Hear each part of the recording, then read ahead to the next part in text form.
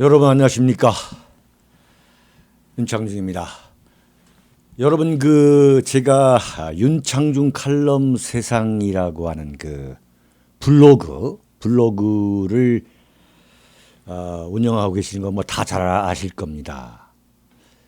제가 왜 이런 말씀을 드리냐면 요즘 윤창중 칼럼 세상에 참 많은 분들이 들어오셔가지고 제 칼럼을 읽어주시고 계세요. 참 큰 보람을 느낍니다. 감사드리고요. 윤창중 칼럼 세상에도 구독이 있습니다. 구독. 그러니까 그렇다고 해서 무슨 구독료를 받는 건 전혀 아니죠. 윤창중 칼럼 세상 TV도 구독 버튼을 누른다고 해서 구독료를 뭐 자동적으로 스마트폰에서 빼가는 것은 아닙니다. 상당히 많은 분들이 그렇게 생각하고 계셔가지고 제가 좀 걱정이 돼서 말씀을 드리는데 윤창중 칼럼 세상도 구독이 있고 이 구독 거기를 클릭하는 거죠. 구독이라고 쓰여져 있는데 그리고 윤칼세 TV도 역시 또 구독을 또 클릭을 하는 거죠. 그러면은 제가 칼럼이나 또는 방송을 올릴 때 자동적으로 신호가 가는 거죠. 이 알람처럼. 그리고 윤칼세 TV 화면 여러분께서 제 방송을 다 보신 다음에 그 화면 밑에에 보면은 제가 이렇게 클릭만 하면은 윤창중 칼럼 세상에 들어가셔가지고 글로 제 칼럼을 읽어볼 수 있도록 그냥 원터치만 하면 됩니다. 그렇게 마련했으니까요. 윤칼세 TV를 보시고서 이걸 어떻게 칼럼을 썼을까 또 글로 한번 뭐 즐기고 싶다 이런 생각이 드시면은 또 클릭을 해서 탁 클릭만 하면은 바로 화면이 뜨니까 말이죠. 좀 많이 좀 보시기 바랍니다. 잠시 후에 뵙겠습니다. 네. 윤창중 칼럼 세상 TV는 시청자 여러분의 자발적인 구독료 납부와 도서 주문으로 운영됩니다. 윤칼세 TV의 올곧은 목소리, 여러분의 성원이 필요합니다. 새 책 칼춤이 나왔습니다. 노란 완장찬 문희병들의 피비린내 나는 칼춤, 정치 보복은 현재 진행형입니다. 여러분에게 필독을 권합니다. 윤창중이 피를 토하듯이 써온 세 권의 책, 윤창중의 고백 피정, 2017년 12월, 운명도 절찬리에 판매 중입니다. 구독료 납부와 도서 주문은 010-8881-4649로 연락 바랍니다.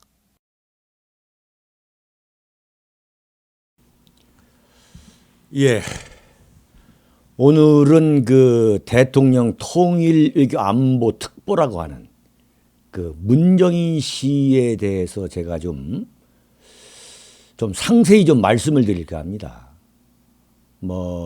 요즘 잘 쓰는 표현으로 신상털이 그렇게 볼 수도 있겠습니다만 사실은 제가 문정인에 대해서 헷갈립니다. 문정인에 대해서 제가 잘 알고 있습니다. 개인적으로.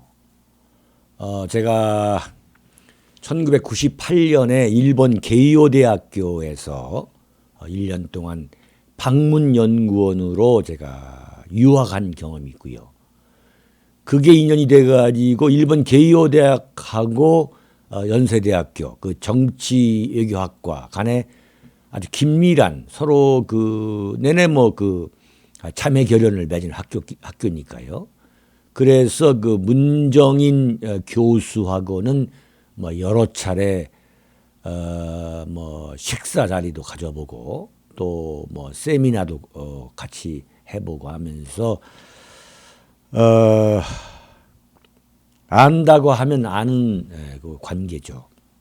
그런데 지금까지는 제가 구체적으로 과연 그 문정인이가 어떤 사람이냐에 대해서는 가급적 제가 언급을 피하려고 했죠. 그런데 문정인이가 본격적으로 이 주한 미군 문제를 포함한 한미 동맹 문제에 대해서 참 도저히 참을 수 없이 들이대는 그런 모습을 보면서 보다 적나라하게 이 문정인의 정체에 대해서 제가 다뤄야 되겠다 이런 결심을 하게 됐습니다. 이 청와대 통일외교안보특보란 자리는 사실 막중한 자리인데 이 문정인이가 이 특보 자리에 들어올 때 대한민국 언론 어느 언론도 과연 문정인이가 어떤 인간인가 어떤 성향의 인물인가에 대해서는 뭐 거의 다루질 않았죠. 전혀 거의 검증을 하지 않았습니다. 왜 그랬느냐? 뭐 역시 아시다시피 대한민국 언론은 이 문재인 용비어천가를 이 한참 이 불러대던 그런 상황이었기 때문에 도대체 문정인이가 도대체 뭐하던 사람이냐에 대해서 전혀 알지도 못하는 이 대한민국 이 언론 뭐 다 마찬가지입니다만 특히 청와대 출입 기자의 경우 미국 백악관 기자는 뭐 그야말로 20년, 30년 이렇게 출입을 하고 뭐 40년 뭐 넘도록 출입하는 기자가 지금도 있지요. 그에 반해서 뭐 청와대 기자라는 건 뭐 1년, 2년 뭐 정치부 기자 1년, 2년 하고 요즘 청와대 기자는 뭐 전혀 그것은 제가 볼 때는 기자라고 볼 수가 없는 거죠. 그냥 불러주는 거 받아서 이 노트북에 받아가지고 전해주는 것에 불과한 참 나팔수락 할 수가 있는데 제가 그 문정인 교수를 처음 알게 된 1998년도의 문정인은 요즘 보수 우파가 정말 이를 가는 그런 그야말로 뭐 고정간첩이라고 말하는 사람도 있지 않습니까? 고정간첩이다. 문정인은 고정간첩이거나 아니면은 비전향 장기수 같은 그런 성향의 아주 골수 좌파다. 이렇게 말할 수 있는 그런 교수가 전혀 아니었습니다. 1998년은 김대중 정권이 막 들었을 때인데 그때만 하더라도 문정인은 아주 전통적인 대한민국 주류 그 보수 우파에 진입하기 위해서 뭐 안절부절하는 몸부림을 치는 그런 대한민국의 이 주류 보수 우파의 주류에 편입되기 위해서 몸부림을 치는 그런 정치학자, 정치외교학과 교수에 불과했던 거죠. 1998년 제가 처음 만났을 때. 그러니까 윤창중 그 당시에도 역시 보수 우파 논객이었던 윤창중과 어떤 그 국내 정치 문제라든가 또는 뭐 한일 관계, 한미 관계를 논할 때 같이 토론할 때 뭐 전혀 불편한 게 없었죠.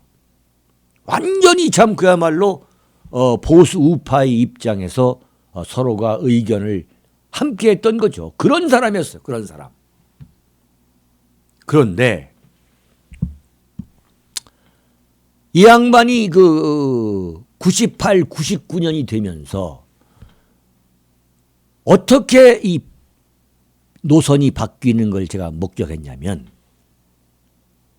김대중이가 대통령이 되어서 청와대 들어가 있으면서 가장 걱정했던 게 뭐냐면 그 동교동계에 지어놨던 그 김대중 도서관, 그 동교동이 연세대학교에서 아주 지척에 있지 않습니까? 그 동교동에 있는 김대중 도서관을 관리할 사람을 찾았던 거죠. 거기에 문정인이가 김대중 도서관이라는 것을 그 매개로 김대중 그 세력과 연을 맺게 됩니다. 연을. 저는 그때 그 보수 우파에 편입하기 위해서 그 보수 우파의 진영에서 안착하기 위해서. 그러니까 문정인은 보수 우파가 뭐 몇십 년, 몇백 년, 영원히 그 정권이 갈 거라고 생각했던 거죠. 그런데 갑자기 김대중 정권으로 이제 바뀐 거예요. 그러니까 이제 그 동교동에 있는 김대중 도서관이라는 것을 매개체로 해가지고 딱 갈아타더라 이거죠. 놀라운 수완꾼이에요. 문정인은 제가 이 갖고 있는 여러 가지 그 임프레션 중에 첫 번째가 놀라운 수완꾼입니다. 문정인이는 원래 그 제주도 출신이에요. 제주도 오현고등학교를 나와가지고 연세대학교 정치외교학과 교수였기 때문에 정액과를 졸업한 걸로 사람들은 다 알고 있는데 이 양반은 학부를 무슨 과를 졸업했냐? 연대 철학과를 졸업했습니다. 자, 연세대학교 철학과 출신이 아무리 모교라 하지만 연세대학교 정액과 교수 그때만 하더라도 1980년대 1990년대만 하더라도 각 대학의 정액과는 지금과는 다른 레벨이었습니다. 굉장히 그 경쟁률이 센 학과였죠. 그러한 명문 사립대학의 정액과 교수로 들어가서 거기에서 자리를 굳히고 또 거기에서 이름을 날린다는 것은 이건 웬만한 수완꾼이 아니면 어려운 거죠. 그런데 철학과를 나와가지고 어떻게 미국 유학을 갔느냐. 미국 유학을 갑니다. 미국 유학을. 미국에서 이제 석사, 박사를 마쳤으니까 연세대학교의 교수로 오게 된 거죠. 그런데 이 양반이 군대를 어디를 가냐면 70년대 박정희 대통령이 중앙정보부에 그때 이제 한참 이 대한민국의 기업들이 중동에 진출할 때입니다. 그 수많은 이제 그 근로자들이 중동에 이제 진출을 하는 건데 여러분 재밌습니까? 제가 언제부터인가 말을 너무 재미없게 하더라고요. 제가 이 녹화한 것도 들어보면 너무 재미없어가지고, 야, 이거 정말 너무 죄송스러울 때가 많아요. 하여튼 저는 재미있게 좀 들어주십시오. 네. 그 군대를 갔는데, 그 중동의 근로자들이 굉장히 많이 가 있는데, 사실은 그 중동에 군대다운 군대가 없지 않습니까? 그런데 무슨 이란이나 이라크에서 그 반군에 의해서 우리 근로자들이 만약에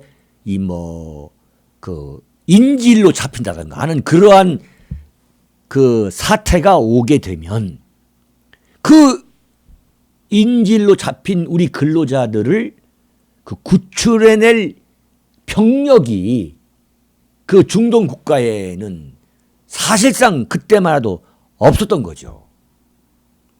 요번에 그 UAE에도 마찬가지여서 그때 그 군 부대 얘기가 나오잖아요. 거기에 그런 유사시에 대비해서 박정희 대통령이 중앙정보부 그 책 속으로 그 중동 그 태스크포스와 같은 그 부대, 중동만을 담당하는 여차하면은 그 중동, 이란, 이라크, 요르단, 사우디아라비아로 출동해가지고 그 인질로 억류된 우리 근로자들을 구출할 수 있는 그 부대를 만들어요. 부대를. 그 부대에 문정인이가 들어가게 됩니다. 왜 들어갔느냐? 당시에 그 아랍어를 좀 할 수 있었다는 거죠. 문정인이가. 그때 무슨 뭐 아랍어를 할 수 있는 사람이 어디 있었겠어요. 그러면 문정인이의 그 아랍어 수준이 그 당시에 뭐 어느 정도 되는가 사실 모르겠어요. 워낙 수단이 좋은 사람이니까. 뭐 철학과를 다니면서 중동 아랍어를 얼마나 공부했는지는 모르겠으나 하여튼 당시를 잘 알고 있는 제 지인 A씨라는 사람의 이 증언입니다. 아주 정확하신 분인데 이분도 대학 교수 출신이신데 그때 문정인이가 바로 그 중앙정보부가 운영하던 그 군 중동 태스크포스 그 부대에 들어가 가지고 거기서 제대를 해서 한 뒤에 중정에 들어갑니다. 중앙정보부에 들어가게 됩니다. 중앙정보부에. 그래가지고 이 문정인이가 나중에도 무슨 정보학이나 이런 거에 대해서 책도 쓰고 아는 척 하는데 이게 문정인이가 언제 무슨 정보부에 안다고 이 정보기관에 대한 지식이 있다고 이런 책을 쓸까 하는 사람도 있는데 설명이 딱 되는 거예요. 그래서 중앙정보부에 있다가 그 중앙정보부에서 주는 보내는 유학으로 미국에 가서 석사, 박사 학위를 받게 되는 거죠. 철학과를 나온 사람이. 아주 놀라운 그 변신이 이제 그때 그 어린 젊은 청년 문정인 그 시절부터 이제 되는데 그래가지고 이제 오게 됩니다. 그래서 43살에 연세대학교 정예과 교수가 돼요. 그런데 김대중 정권이 들어서면서부터 이 문정인한테 이제 어떤 제안이 오냐면 청와대 외교안보수석 자리가 제안이 옵니다. 그런데 지금부터는 문정인이가 직접 저한테 한 이야기예요. 차 안에서. 자신이 운전을 하면서 저한테 뭐라고 얘기를 했냐면 김대중 청와대에서 나한테 청와대 외교안보수석에 관한 맡아달라는 제안이 왔다. 그런 오퍼가 왔다. 그런데 나는 그 오퍼를 받아들일 수 없었다. 왜냐하면 내 가족이 전부 다 미국 국적이기 때문에 그것이 문제될 것 같아서 나는 청와대 외교안보수석 자리를 고사했다. 이런 이야기를 저한테 얘기합니다. 제가 이 이야기를 말씀드리는 것은 제가 개인 간의 개인적인 그 신의나 또는 비밀, 의리를 제가 저버리는 게 아니라 이미 1998년이기 때문에 이미 20년이 넘은 그러한 이야기 때문에 이미 공소시효가 지났다. 저는 그렇게 보기 때문에 이 이야기를 하는 겁니다. 더욱이 입만 열면 이 한미 동맹을 흔들기 위해서 안달하는 그 같은 그 문정인의 정체를 대한민국 국민이 알고 계셔야 한다는 차원에서 제 나름대로는 결심을 하고 말씀을 드리는 거예요. 그러니까 문정인은 권력을 탐하고 싶은 마음은 굴뚝 같았으나 자기 가족 모두가 미국 국적이기 때문에 대한민국 관리를 할 수 없다. 그 고위 요직을 맡을 수 없었던 거죠. 이게 천추의 한이었던 거예요. 그래서 김대중 정권에서는 김대중 정권을 계속 외교 안보 차원에서 자문을 하면서 이른바 폴리페서 역할을 충실히 했지만 정작 이 정권의 전면에는 나서지 못했습니다.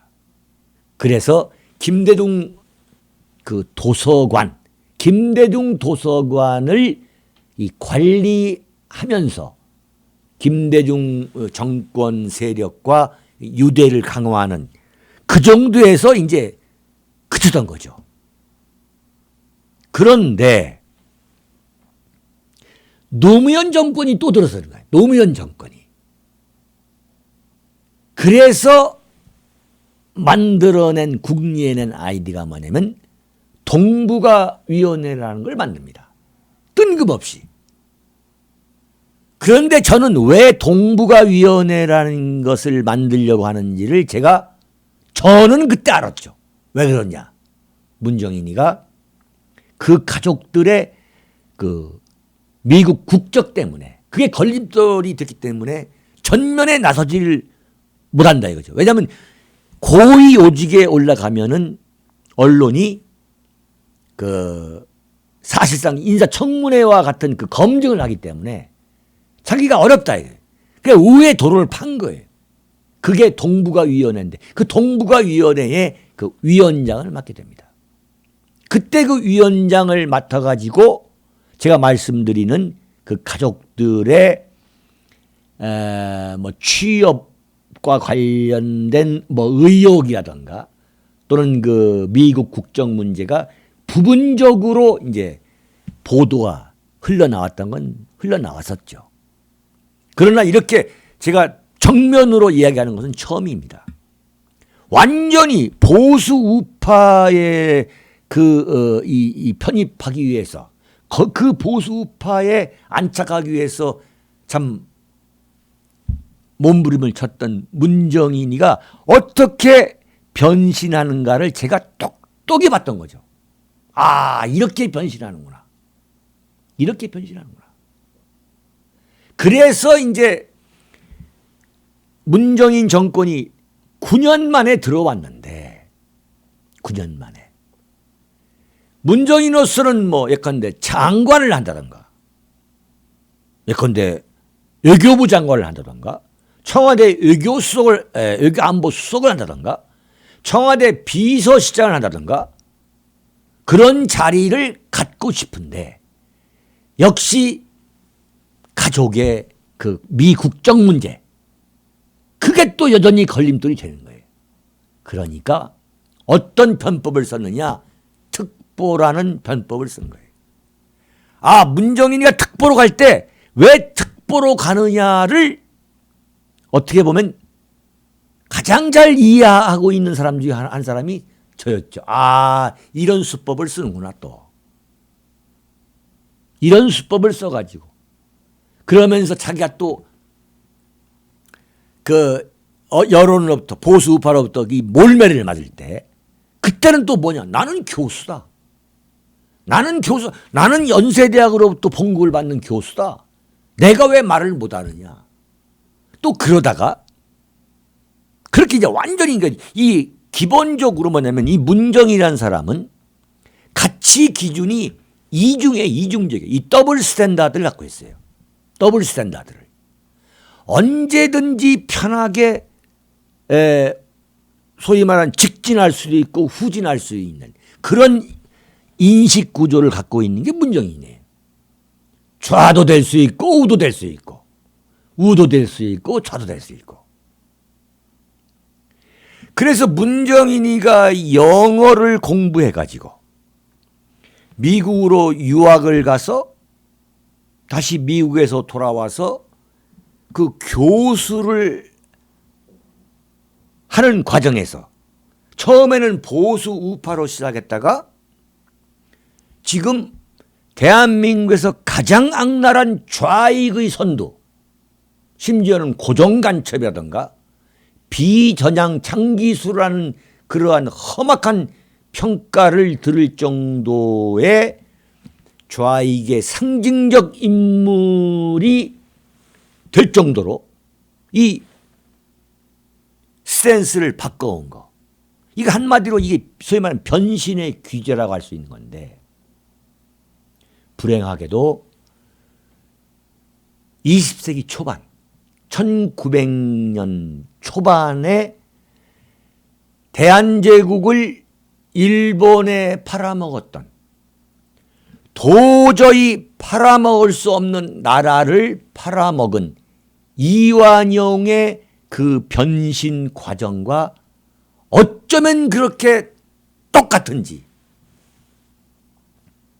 정말 소름이 끼칠 정도로 똑같습니다. 그래서 여러분들에게 제가 지금 이 칼럼을 큰 결심을 하고서 지금 말씀을 드리는 겁니다.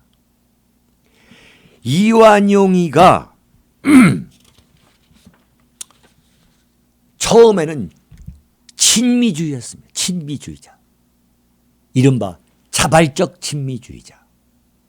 왜 친미주의자였냐? 당시 왕이었던 고종이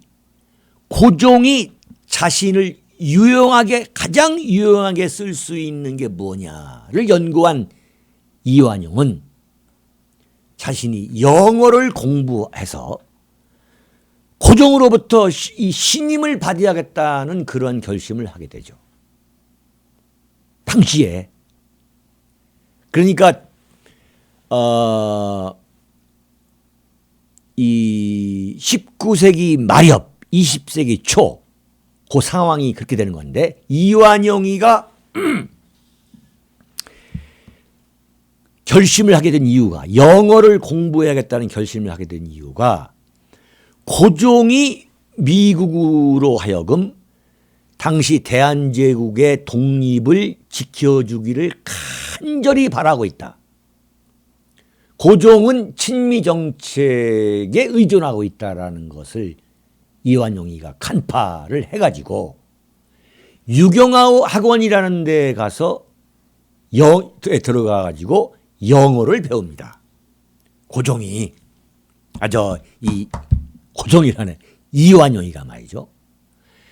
그래가지고 그 영어를 배운 지 1년이 채 안 돼가지고, 당시에는 영어를 할 만한 사람이 없으니까 고종이 주미공사관, 워싱턴 주미공사관의 참찬관으로 임명을 해요. 참찬관으로.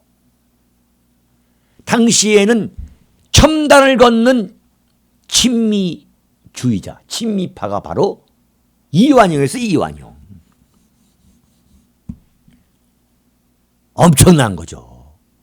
그러니까 문정인이가 연대 철학과를 나와가지고 중앙정보부 산하에 있는 그 중동 태스크포스 그 부대에 들어가서 거기서 영어 공부를 해가지고 미국으로 유학을 가서 43살의 나이에 완전한 친미주의자가 돼가지고 돌아온 거와 똑같은 거죠. 영어를 배운 지 1년이 안 돼가지고 주미공사관 참찬관으로 있다가 어떻게 되느냐.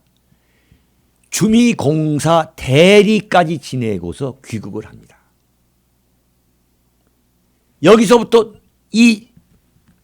이완용의 놀라운 변신이 시작되는 거예요. 그러니까 친미주의자였다가 대한제국을 도저히 팔아먹을 수 없는, 그러니까 모든 것은 팔아먹을 수 있어도 자신의 조국은 팔아먹을 수 없는 거 아니겠습니까? 그 조국을 팔아먹은 그러한 매국노죠, 매국노. 그 매국노의 그 친일파, 최악의 친일파까지 이 변신한.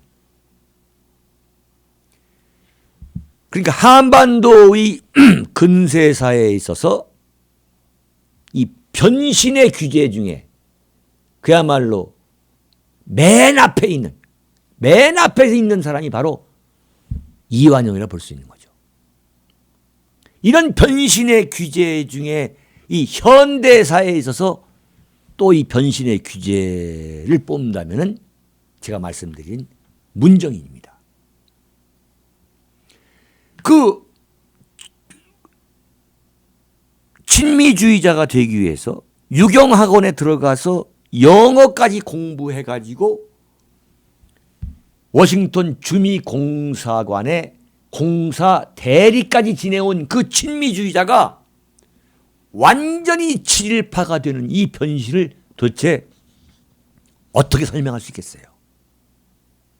마침내 1905년 11월 17일 대한제국을 병탄하는 이른바 을사늑약을 서명한 을사오적의 친일파가 되는 거예요. 친일파. 참 기가 막힌 이야기입니다. 어떻게 이런 변신이 가능했느냐? 네?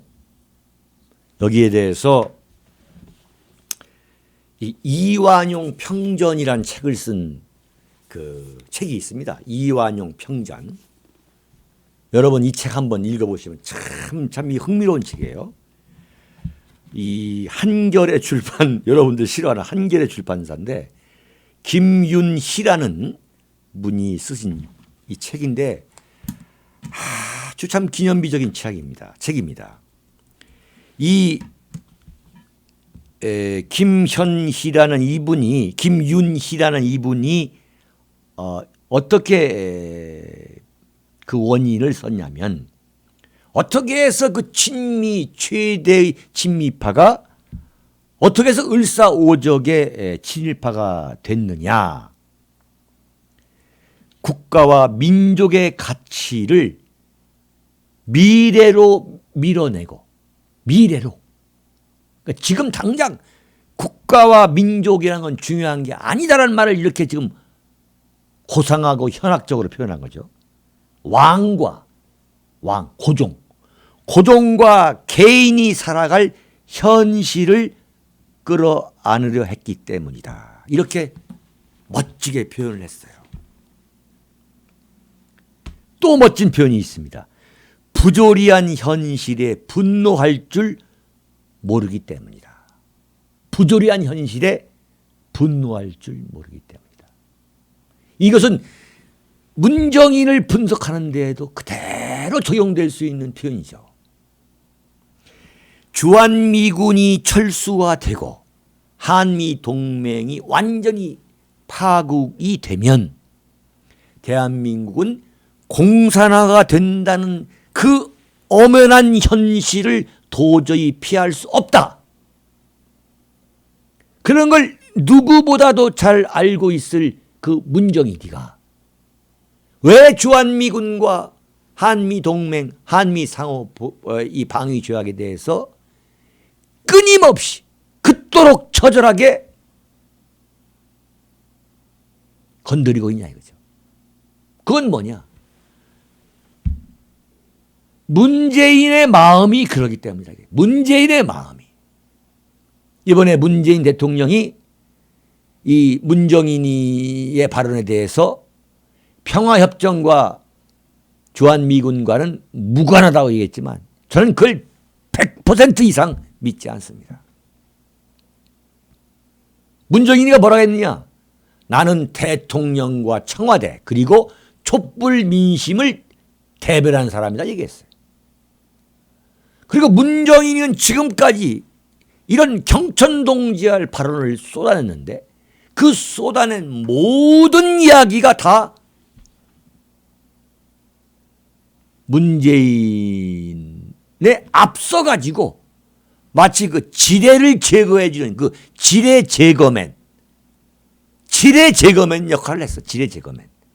단 하나도 예외 없이 뭐 사드 문제다, 뭐 남북 문제다, 뭐 정상회담 문제다, 또 이 뭡니까 한미 연합 훈련, 한미 또 한반도에 배치된 미국의 전략 자산 문제, 핵 우산 문제, 하여튼 모든 외교 안보 통일 현안에 관해서 문정인의 경천 동지할 그러한 폭탄 발언은 단 한 가지도 예외 없이 문재인의 그 발언으로 적중했어요. 적중. 뭐 평창 올림픽까지 완전히 적중했어요. 그렇다면 뭐냐? 문정인은 문재인의 지뢰 제거맨이고, 더 구체적으로 말하면 문재인이 받을 그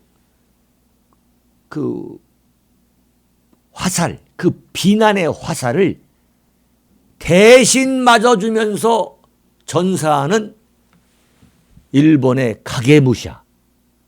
그 가게무샤 역할을 지금 문정인이 하고 있다 이거죠.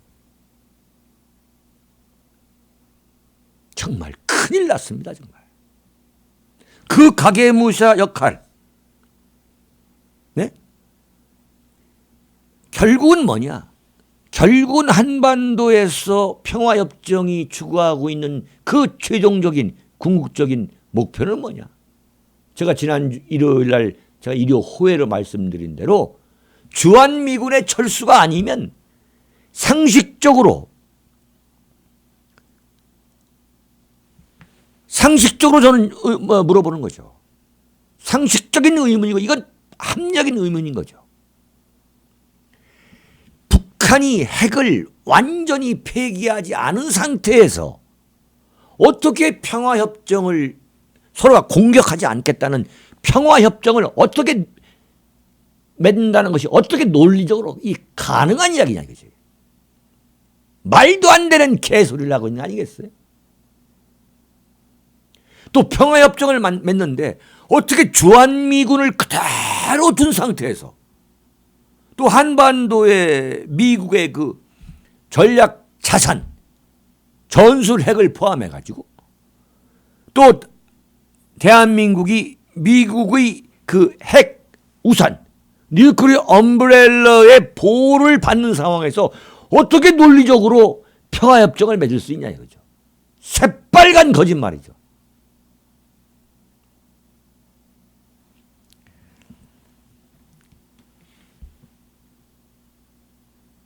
지금 문정인은 제2의 이완용이 되고 있다라고 말해도 결코 과언이 아닙니다. 문정인의 대역, 그 페르소나라고 그러죠? 그 페르소나, 그게 누구냐? 연극에서 그 페르소나라는 게 이 감독의 생각을 그대로 연기로 표출하는 배우, 이걸 페르소나라고 하잖아요. 페르소나. 그 페르소나가 누구냐? 제가 볼 때 이완용이에요. 시대만을 달리하고 있다. 19세기 말엽 20세기 초반 그 이완용과 21세기 문정인과는 서로 페르소나를 공유하고 있다. 저는 그런 생각을 합니다. 정말 이가 갈리는 현실이죠. 그러나 이완용이가 죽은 것은 불과 몇 살에 죽었느냐? 69살이었습니다. 여기 서울 그 옥인동에서 병사를 했고요. 일본 천황이 그 일본 최고 훈장인 국화대수장이라는 걸 주었고, 완전히 한국 그 당시 이 조선과 그 조선이 아니죠. 그때는 완전히 이제 식민지죠.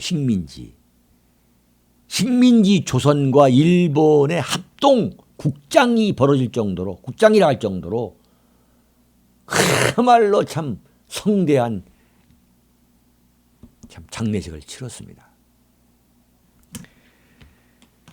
그런데 그 동아일보가 그 장례식을 치른 3일 후에 무슨 낯으로 이 길을 떠나가냐라는 제목의 사설을 썼어요. 그 사설에서 동아일보가 이렇게 조롱했습니다. 그도 같다. 멋지죠? 그도 같다. 이때만 하더라도 동아일보가 참 멋졌습니다. 그도 같다. 그도 필경 붙들려 갔다. 겹겹이 있는 순사와 파수와 돈과 폐물, 벽에 견고한 보호막도 저승사자의 들이닥침을 어찌하지 못하였다.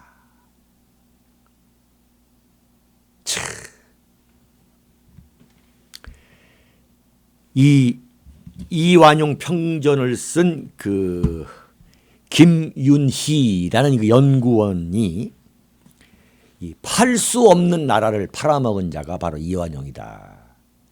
바로 그 팔 수 없는 나라를 팔은 자에 대한 참 신랄한 조롱이었습니다.